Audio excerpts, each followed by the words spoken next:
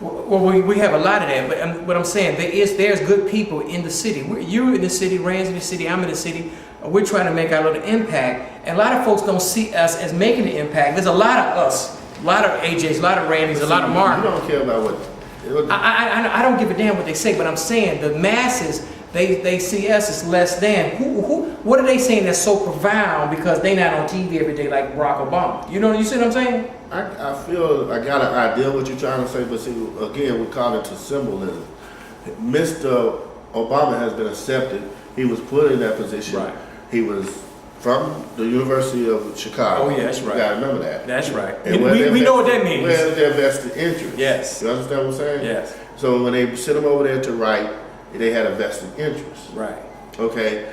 All this, you don't get $200 and some $9 million if Mr. Charlie doesn't deem you worthy of $200 and something million. Oh, yeah. You understand what I'm saying? So you in the game. Right. He's in the game. Right. And he really is trying to learn how to be a brother. Right. You understand what I'm saying? In so many words, he's African, and they always make sure you know his mother is white. Right. So why do we treat him like that? Is he black or is he not black enough? Right. Well, to him, he's taking the Gandhi, the Thoreau, and the King approach. He's trying to go above board. Right. And keep it in a level whereas race doesn't play an issue. But this is America. Yes. America was founded on racism. Yes. Understand that.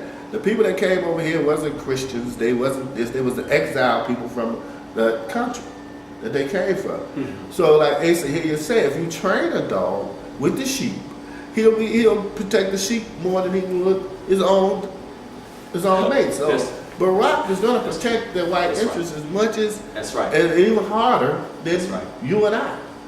You know, the black interest is not.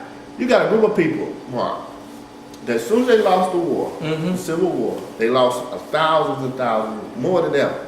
Now, they enacted the black codes. First thing they did at the Reconstruction period was Georgia penal system. That's the first thing. And that's what's been going on now. There's so much money in the prison industry that Charles Schwab is one of the leading investors.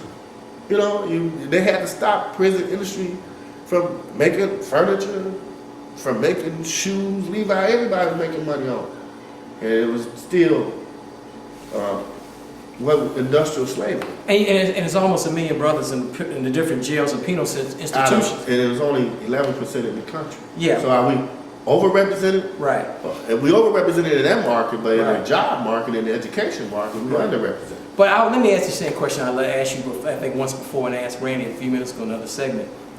Why is this system, why is the power structure so concerned with this black man? We only constitute maybe 3% of the population. Why they got to get the brothers, man? Because brothers like Randy, yourself, you're the consciousness of hypocrisy. You see, it's simple. You don't have to read 1,000 books. You can't go to China and tell China how to treat a group of people, and then you got a group of people here you treat them just as inhumane. You understand what I'm saying? They fight over the torch, but yet anytime a black man walk across the street, you lock him up. Is this a police society? I didn't know it was, but now I got a curfew at 10 o'clock. So you tell me you want to take guns off the street, but yet you want to spend another $40-something million on assault weapons against the quote-unquote criminals. Yeah, hold on, let me take a break. Let me talk about the mayor, because this segment goes not just public access here in Chicago. It's worldwide on YouTube and Yahoo Video. I get messages from Europe and Asia all the time. It's amazing. Right. So to explain to people, here in Chicago, we have the streets are dripping with blood. There's a lot of murders here in the city of Chicago. The mayor wants to get the Olympics here in Chicago, and I think the international community wants Chicago to have the Olympics, but we have this crime problem. Many African American, of course, and Latino population. So the mayor had a huge summit. So he said one of the solutions to this huge summit on stopping crime and the murders in Chicago is more guns for the police. So the mayor talks about citizens can't have guns, but the police can have more guns. So it's going to be a shootout. You would agree, right?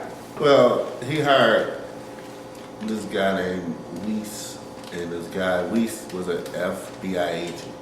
Now, we never had nobody attack nobody with whatever kind of rifles, assault rifles. Assault rifles, right. That happened in California, but under the guise of the perception that we are really ready for whatever happens.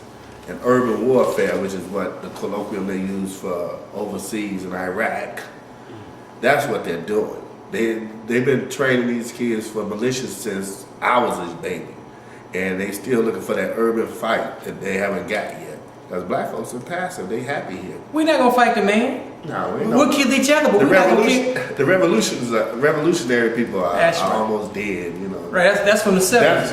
That's From the 70s, yeah. They look at us like we're crazy if you say that. Well, So that's what I'm saying. Why is the system? Why is the man scared of black folks? We're neutered. We're integrated. We're homogenized. And the rest of us are marginalized.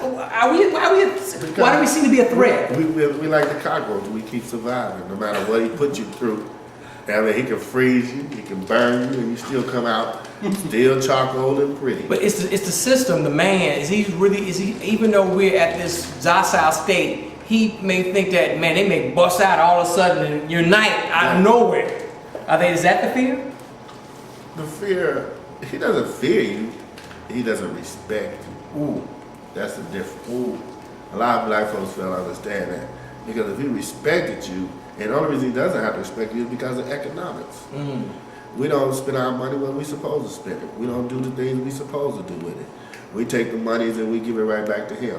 Farrakhan said it, what about reparation? Give me reparation and GMAC won't be losing $33 billion. We give it all back. Exactly. We give it all back. So we so dependent on them, to integrate. You always talk about integration. Right. To integrate or to enter is to become one with. And white folks are not doing that. Just last week, the Supreme Court said you need an ID to vote. Who is that going to affect? Right. The lower socioeconomic group. Right. If it's poor Appalachian whites, black folks definitely going to be affected. So how do you counteract that? Because it's just like the grandfather clause in voting. Mm-hmm.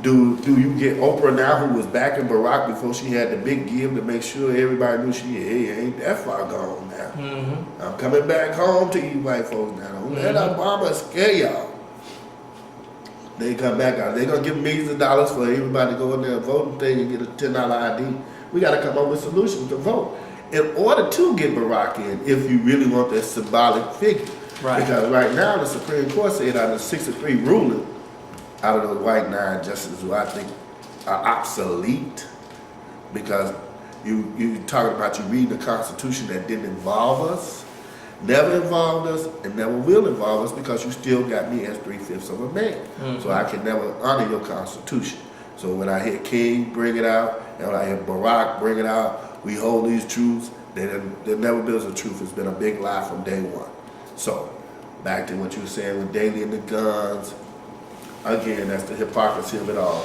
His son just got caught in a $40 million sewer deal. Mm-hmm. Every time you look up, if you really care about a community, if you really care about a group of people, don't talk the game, show it. Don't live your creed. Don't give me a sermon. Don't give me that sermon. I'd rather see it.